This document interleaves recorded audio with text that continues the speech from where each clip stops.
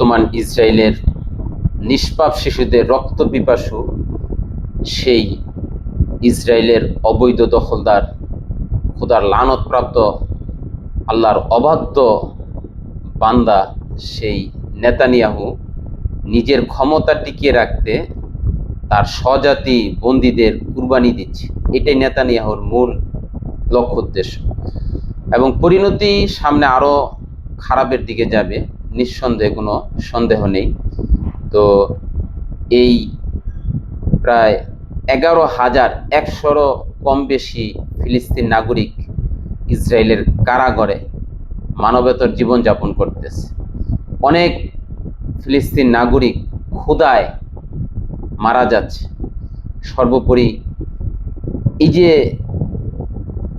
মানবতা পরিপন্থী কাজ আর অমানবিকতার সর্বোচ্চ শিখরে বর্তমান এই ইসরায়েল এবং ইসরায়েলের অন্ধ অনুসারীরা। সুতরাং তার দেশের লোকেরা এই যুদ্ধের সমাপ্তি চাচ্ছে। তার দেশের লোকেরা তাদের স্বজাতীয় ছেলে, স্বামী, আত্মীয় স্বজনের বন্দি মুক্তি চাচ্ছে, যারা হামাসের কাছে বন্দি।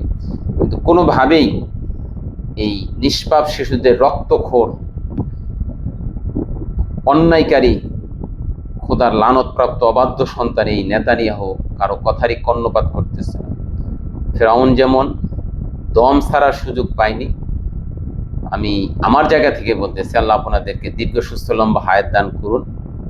শুনবেন এই নেতানিয়াহুর পরিণতি পৃথিবীর ইতিহাসে দৃষ্টান্ত হয়ে থাকবে, যেমন নমরুদ ফেরাউনের মৌত, এবং পৃথিবীর মানুষ কিয়ামত পর্যন্ত তাদের এই মৌতকে ঘৃণা করে, তাদের এই মৌতকে ধিক্কার দিয়ে স্মরণ করে।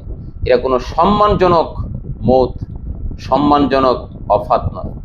আল্লাহ বোঝার তৌফিক দান করুন। আমিন।